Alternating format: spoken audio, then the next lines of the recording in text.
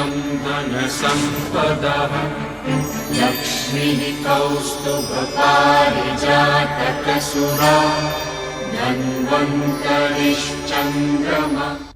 नमस्कार, आप देख रहे हैं हमारी खास पेशकश आयुष्मान भव। मैं हूं आपके साथ रेशु त्यागी।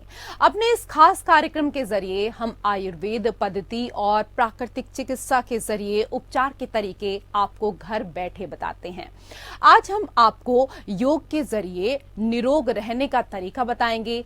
आज हम आपको पेट की बीमारी, खास तौर पर अगर पित्त से जुड़ी समस्या की बात करें तो उस पर भी जानकारी देंगे। क्या आपको सीने में जलन और खट्टी डकारें आती हैं तो सावधान हो जाइए, क्योंकि हाइपर एसिडिटी हो सकती है।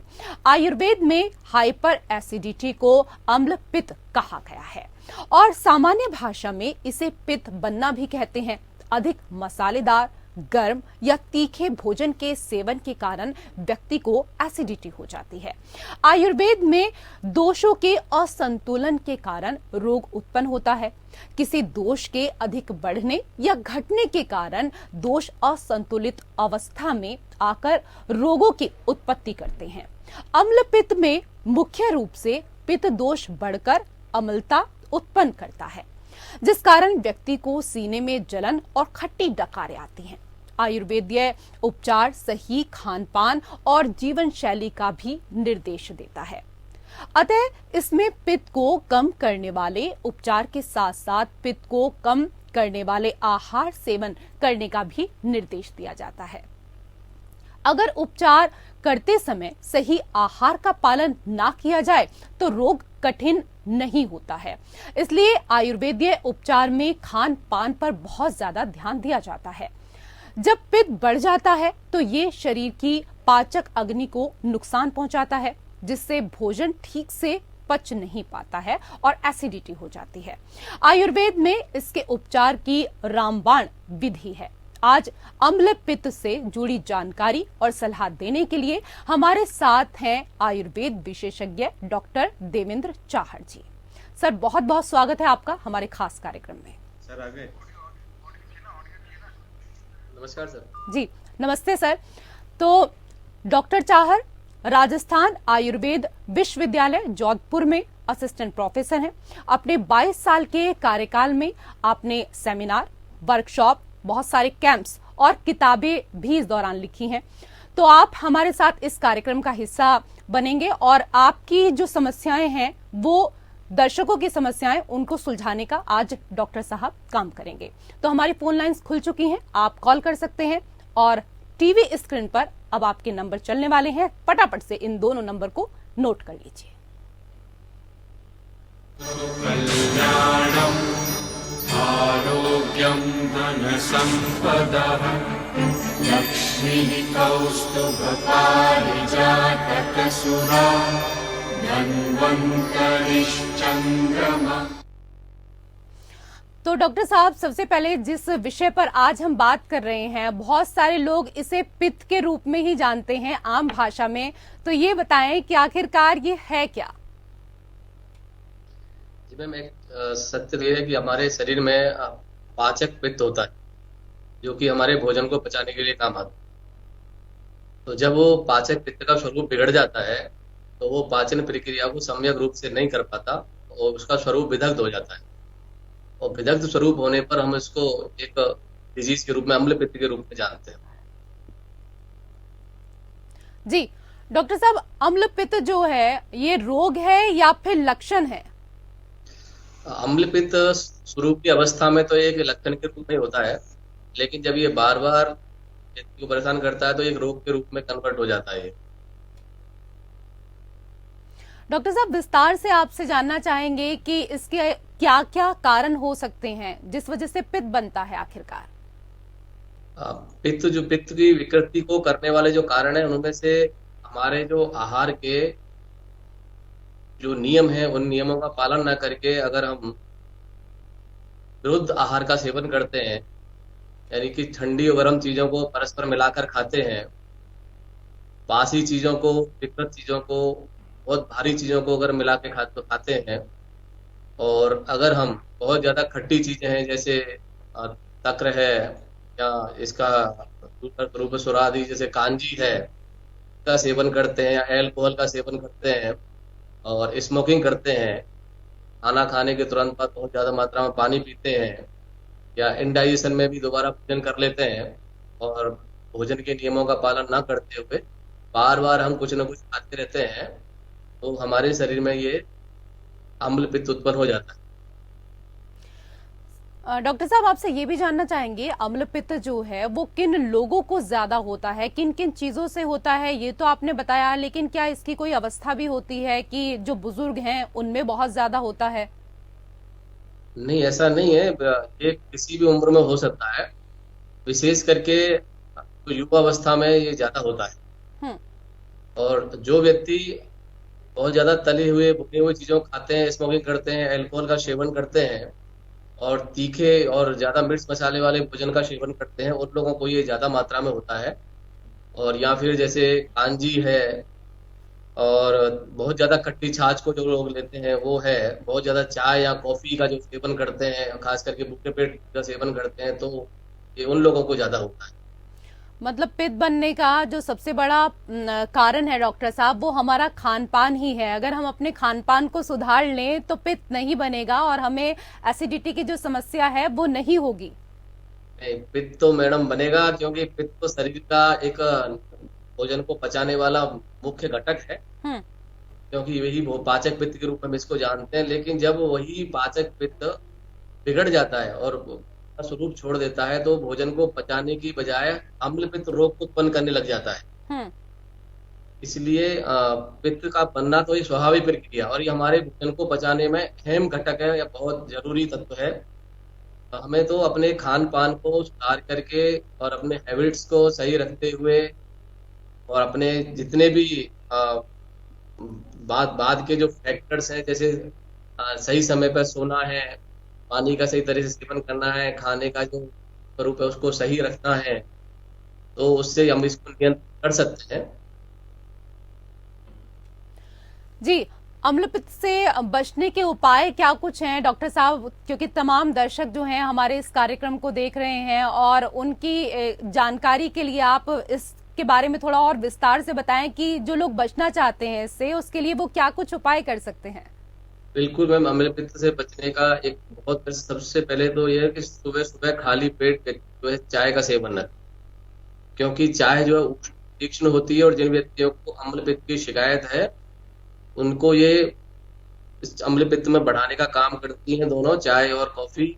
इसलिए वो खाली पेट इसका सेवन न करें। स्मोकिंग लोग ना करें, क्योंकि स्मोकिंग करने से जो हमारा लोअर पार्ट ऑफ इसोफेगस होता है, वहाँ का जो इंस्पेक्टर है वो वीक हो जाता है, परिणाम स्वरूप आमाशय से HCl अपर जो है ऊपर की तरफ जाता है, अपर पार्ट में जाता है, यानी इसोफेगस में चला जाता है, जिससे बर्निंग सेंसेशन उत्पन्न होती है। और इसके बाद में हम जो तली हुई चीजें हैं, तो बहुत ज्यादा खट्टी और मीठी चीजें हैं, बासी चीजें हैं और ऐसी चीजें जिनमें फर्मेंटेशन से तैयार होती हैं, उनका सेवन हम नहीं करें तो इससे बच सकते हैं। और सोते समय विशेष रूप से ध्यान रखें कि लोग हमें बहुत ज्यादा ऊंची और ऐसी काम में नहीं लेनी जिसका सरफेस टफ हो, विकृत हो। एक जैसा जिसका सरफेस हो ऐसा पिलो और पतला पिलो काम में लेना चाहिए। और कोशिश ये करनी चाहिए कि हम जो है खाना खाने के बाद कम से कम 3 घंटे बाद सोए, यानी कि हमारा खाना खाने और सोने के बीच का जो गैप है वो 2 से 3 घंटे होना चाहिए और हमको बाई करवट पहन सोना चाहिए, इससे हम बच सकते हैं। और बार बार हमको खाने से बचना चाहिए। जैसे हमने खाना खाया, खाना खाने के तुरंत बाद अगर हम चाय या कॉफी लेते हैं, कोई भी फ्रूट खा लेते हैं या कोई भी समोसा कचौड़ी या कुछ भी खा लेते हैं, तो मिनिमम 3 घंटे का गैप हमको एक वस्तु से दूसरी वस्तु के खाने के मध्य में रखना चाहिए। आयुर्वेद का एक सिद्धांत है, 3 घंटे से पहले एक बार खाने के बाद दोबारा नहीं खाना चाहिए। हाँ, पानी का सेवन हम कर सकते हैं और बहुत ज्यादा भारी तली हुई और ठंडी चीजों का सेवन करने से बचना चाहिए और बहुत ज्यादा मात्रा में खाने से भी बचना चाहिए। अगर हम ज्यादा मात्रा में खाने का सेवन करते हैं और उसके बाद फिर बहुत ज्यादा मात्रा में पानी पी लेते हैं, तो ओवर डिस्टेंशन डाइट के परिणाम स्वरूप भी हमें अम्ल पित्त की हो सकती है। इसलिए हम खाने के बाद थोड़ा थोड़ा पानी पिए, नियमित अंतराल पे पानी पीते रहें। इन चीजों का विशेष रूप से ध्यान रखें। और बहुत ज्यादा जो वस्तु है, जो काली मिर्च है, सौंठ है, दालचीनी है, इन चीजों को बहुत ज्यादा मात्रा में नहीं लेना चाहिए। और इस विशेष करके सर्दी के ऋतु में। और जैसे उड़द है, तिल है, कुल्थी है, आंजी है, इनका भी बहुत ज्यादा मात्रा में सेवन नहीं करना चाहिए। सभी जो है पित्त को विकृत करने वाले या पित्त को बढ़ाने वाले तत्व हैं, इसलिए इनका सेवन करने से हमको बचना चाहिए, इनको मात्रा पूर्वक सेवन करना चाहिए। तो हम अम्ल पित्त से अपने आप को सुरक्षित रख सकते हैं। जी, जैसे कि अभी डॉक्टर साहब आपने यहाँ पर जानकारी दी कि हम कुछ भी खाते हैं तो 3 घंटे का जो गैप है वो कम से कम रखना चाहिए, लेकिन इससे पहले आपने चाय को लेकर बात की, और अगर भारत की बात की जाए तो शायद ही कोई ऐसा होगा जो चाय का दीवाना नहीं होगा। सुबह जी उठते जी ही 1 कप चाय की प्याली मिल जाए, हर कोई यही चाहता है। मतलब जी बिस्तर से उठें तो सबसे पहले चाय मिले। आपने कहा कि चाय जो है वो सुबह सुबह नहीं लेनी चाहिए खाली पेट, तो क्या चाय के साथ किसी और चीज का सेवन करना चाहिए? बिस्किट ले लें या नमकीन ले लें? एक तो सर मेरा ये सवाल है। एक और सवाल आपसे ये कि बहुत सारे लोग होता है कि जब चाय बनाते हैं बच जाती है तो उसको बचा कर रख लेते हैं, केटल में रख देते हैं कि इसको 1 घंटे बाद या 2 घंटे बाद फिर से गर्म करके पी लेंगे, तो क्या जी ये जी भी नुकसान दे सकती है? बिल्कुल मैम। पहला आपका प्रश्न था कि चाय के जो साथ है कुछ ले लेना चाहिए। तो जिन व्यक्ति को अम्ल पित्त रहता है, एसिडिटी, हाइपर एसिडिटी रहती है, उसको भूखे पेट चाय पीने से, कॉफी पीने से बचना चाहिए, ये उसको बढ़ाता है। और फिर भी अगर उसको आवश्यक लगता है कि भाई मैं चाय पीऊंगा, जरूरी है मॉर्निंग में उसके लिए, तो वो कोई भी टोस्ट जो है या 2 बिस्किट उसके साथ में ले सकता है। इससे और मात्रा भी वो कम ले सकता है चाय में। और कोशिश ये करे कि चाय में बहुत स्ट्रांग जो है पत्ती उसकी नहीं हो, और उसको अदरक या काली मिर्च जैसे तत्वों को उसमें न डाले, जिससे चाय का जो स्वरूप है वो विदग्ध ना हो। और दूसरी बात, आपने क्वेश्चन जो किया कि चाय को रख करके लोग थोड़ी देर बाद छान लेते हैं, तो ये गलत है। चाय को एक बार गर्म करने या बनाने के बाद में उसी को ही सर्व करना चाहिए, पीना चाहिए। अगर वो बच जाती है तो उसका स्वरूप बिगड़ जाता है और वो ज्यादा विदग्ध करने वाला होता है, उससे वो एसिडिटी और ज्यादा बढ़ती है। इसलिए उस चाय को नहीं पीना चाहिए, उसको पीने से बचना चाहिए। अक्सर हम देखते हैं कि जो दुकान वाले होते हैं, जहाँ पर चाय के या किसी भी थड़ी लोग चाय पीते रहते हैं, वहाँ वो लोग बार बार ये चाय जो है नहीं बनाते। वो चाय बना करके एक बार उस पेटी में रखते हैं और लंबे समय तक उसको काम में लेते रहते हैं और बार बार उसको गर्म करते रहते हैं। तो आप देखना उसका टेस्ट भी बदल जाता है और जी। हमारे सेट में जो पचने का स्वरूप है वो बदल जाता है, क्योंकि जो भी उसमें एलिमेंट्स डाले जाते हैं, खास करके दूध जो है, अगर वो बार बार उसको गर्म करते हैं तो स्वरूप इसका विदग्ध हो जाता है। हम्म। इसके परिणाम स्वरूप अम्ल पित्त बढ़ता है।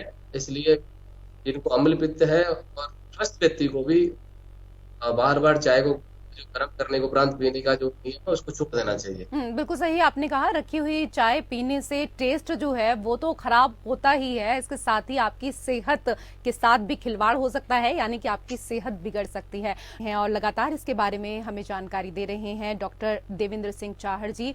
सर ये भी बताइए हमारे तमाम दर्शकों को लेकर, अभी आपने चाय को लेकर तो यहाँ पर बात की, आपने बताया कि कौन सी ऐसी चीजें हैं जिनका हमें सेवन नहीं करना चाहिए, लेकिन कौन सी ऐसी चीजें हैं जो हम अपने आहार में इस्तेमाल करें? सबसे पहले तो अपने खाने पान के जो नियम हैं उनको व्यवस्थित करें। हमारा भोजन जो है वो संतुलित होना चाहिए और हल्का होना चाहिए। और कोशिश ये करें कि खाने के तुरंत बाद हम कोई भी चीज ना खाएं, क्योंकि जब तक हम खाते हैं, खाने के बाद में आमाशय में जब उसका पाचन होता है, तो एक पाचन होने के दौरान ही एक निश्चित पीएच बनता है। उसके बाद ही वो भोजन हमारे आगे की तरफ, दुर्गंध की तरफ गमन करता है।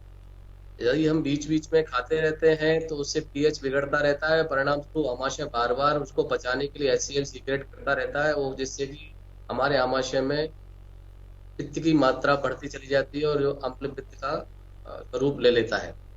इसलिए हमारा भोजन जो है हल्का हो और हम भोजन के नियमों का पालन करें। बहुत ज्यादा ठंडा भोजन और बहुत ज्यादा गर्म भोजन नहीं करना चाहिए।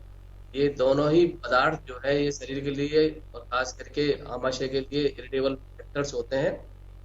और हमारे भोजन में जो हरी सब्जियां हैं उनको हमको सेवन करना चाहिए। और इसमें जो लौकी है, तुरई है, टिंडा है, इनका खासकर सीजनल सब्जियां हैं, सीजनल फ्रूट्स हैं, उनका सेवन करना चाहिए। और जिन व्यक्ति को अम्ल पित्त है उनको बहुत ज्यादा खट्टे पदार्थों का सेवन करने से बचना चाहिए, लेकिन आंवले का सेवन कर सकते हैं।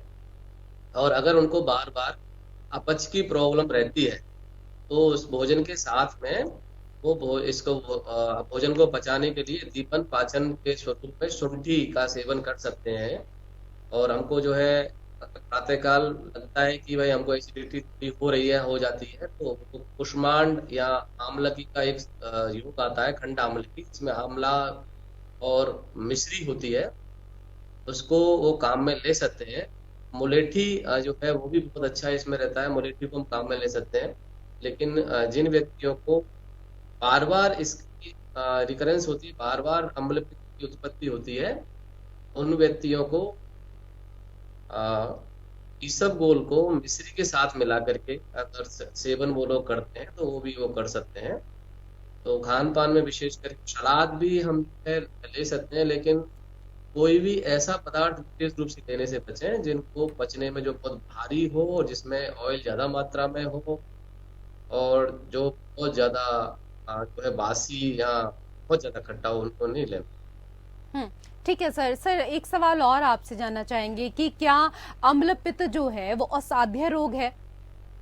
नहीं मैम, हम साध्य रोग नहीं है, शास्त्रों में कहीं भी वो इनक्यूरेबल नहीं बताया गया है। हम्म, इसकी दो ही स्टेज है, या तो ये साध्य होता है प्रारंभिक स्टेज में, लेकिन जब ये बहुत दिनों तक इसका ट्रीटमेंट नहीं कराया जाता, व्यक्ति ध्यान नहीं देता है, वो बीच में थोड़ा थोड़ा ट्रीटमेंट देकर के इसको छोड़ देता है, तो आगे जाकर के इसका रूप जो है यहाँ पे होता है, यानी जब तक मेडिसिन केवल उसको लेनी पड़ती है और इसके कॉम्प्लिकेशंस भी बहुत ज्यादा शरीर में देखने को मिलते हैं। इवन दैट अल्सर जो है इसका आगे जाकर के डेवलप हो सकता है, तो इसका स्वरूप इनक्यूरेबल नहीं है। डॉक्टर साहब, कहा जाता है कि आयुर्वेद में है ऐसी घुट्टी कि हर रोग की कर दे छुट्टी। तो जाहिर सी बात है कि अम्ल पित्त जो है इसके लिए भी आयुर्वेद में बहुत सारी ऐसी चीजें होंगी जिससे पूरी तरीके से छुटकारा मिल जाए अम्ल पित्त की समस्या से जो लोग जूझ रहे हैं। तो इसकी चिकित्सा क्या कुछ होती है? मैम, इसकी चिकित्सा के लिए हम विशेष करके इसके पॉजिटिव फैक्टर्स पे जाते हैं, क्योंकि प्रत्येक व्यक्ति के अम्ल पित्त की उत्पत्ति के कारण अलग अलग होते हैं। तो सबसे पहले तो हमको ये डिफाइन करना पड़ेगा कि उनको अम्ल पित्त हो किस कारण से रहा है। तो जिन कारणों से अम्ल पित्त की उत्पत्ति हो रही है उन कारणों का निराकरण करना पड़ेगा, उन कारणों को छोड़ना पड़ेगा। दूसरा क्या है कि इसका हम अपने शास्त्रों में वातिक और कफज स्वरूप देखते हैं। अगर वातिक और कथित कफज स्वरूप है तो उसके अकॉर्डिंग हम ट्रीटमेंट करते हैं, लेकिन फिर भी जो है अविपत्तिकर गुण इसमें कुष्मांड अवलेय है, आंवला चूर्ण है, खंडा अम्लकी है, रुचि स्वरस इसको हम काम में लेते हैं, कामदुधा स्वरस है, हीरा विलास रस है और लघु सूतशेखर रस है, ये हम इसमें काम में लेते हैं। लेकिन जितना भी ट्रीटमेंट मैंने बताया है सभी चिकित्सा की सलाह से और एज पर डिजीज के कॉज के अकॉर्डिंग उसको हमको देना चाहिए। ठीक है सर। सर ये भी बताइए हमारे तमाम दर्शकों को जिनको ये दिक्कत रहती है पेट की बीमारियों को लेकर, अगर हम बात करें खास तौर पर, तो किस तरह से दिनचर्या में बदलाव कर सकते हैं? सबसे पहले प्रातःकाल जगने के बाद में और ये परीक्षण करना चाहिए कि उनका डाइजेशन जो है रात को जितना भोजन किया है प्रॉपर हो करके और अपने आप को वो लघु फील कर रहे हैं नहीं कर रहे हैं, यानी पेट पर कोई भारीपन उनका फील नहीं होना चाहिए। और प्रातःकाल वो सादा पानी सेवन करें और रात को एक नियमित जो निद्रा है उसका सेवन करें। 7 घंटे की नींद कम से कम व्यक्ति को लेनी चाहिए। और जो भोजन है उसका और जो भी कोई दूसरे स्नैक्स हैं उनको खाने के बीच में जो 3 घंटे का अंतराल है कम से कम उसका पालन करना चाहिए। प्रातःकाल 9 से 10 के बीच में उनको कोशिश करनी चाहिए भोजन करने की। और रात्रि में बेड पर जाने से पहले यानी कि सोने से 2 घंटे पहले मिनिमम उनको भोजन करना चाहिए। और रात्रिकालीन भोजन जो है हल्का होना चाहिए, उसमें बहुत ज्यादा तला हुआ या भारी भोजन नहीं लेना चाहिए। दिन का भोजन भी अगर थोड़ा भारी वो लेते हैं तो उसकी मात्रा अल्प रखें, यानी कम मात्रा में लें, बहुत ज्यादा मात्रा में भोजन का सेवन नहीं करें। इससे क्या है कि व्यक्ति को एसिडिटी नहीं होगी, यानी कि पाचन में समस्या नहीं होगी। और हमको कोशिश ये भी करनी चाहिए कि जो भोजन करने के बाद में थोड़ी दूरी तक हम धीरे धीरे कदमों से चलें, क्योंकि हमारा पाचन ढंग से हो सके। और खाना खाने के बाद में किसी दूसरी वस्तु का सेवन न करें, भारी या जो है स्निग्ध हो या जिसमें तेलीय पदार्थ हो, और कोई भी किसी प्रकार का जूस है, जो है सूप है, खाने खाने के बाद तुरंत बाद इनको सेवन न करें, इनसे बचना चाहिए। और स्मोकिंग है, अल्कोहल है, जी। इसको लेने से बचना चाहिए। ये विशेष रूप से सावधानियां हैं, जिससे अगर व्यक्ति को इनका इनका पालन करता है तो उसको एसिडिटी नहीं होगी। हम्म। मतलब कुल मिला के छोटी छोटी सी बातें हैं जिनको हमें ध्यान रखना है। अगर छोटी छोटी बातों पर हम फोकस कर लेंगे तो अम्ल पित्त की जो परेशानी है उससे बच सकते हैं। बहुत बहुत शुक्रिया बिल्कुल। डॉक्टर साहब तमाम जानकारी देने के लिए हमारे दर्शकों को। और इसी के साथ आयुष्मान भव में फिलहाल इतना ही। नमस्कार। करोतु कल्याणम् आरोग्यं धनसम्पदः लक्ष्मीः कौस्तुभपारिजातकसुरा धन्वन्तरिश्चन्द्रमा।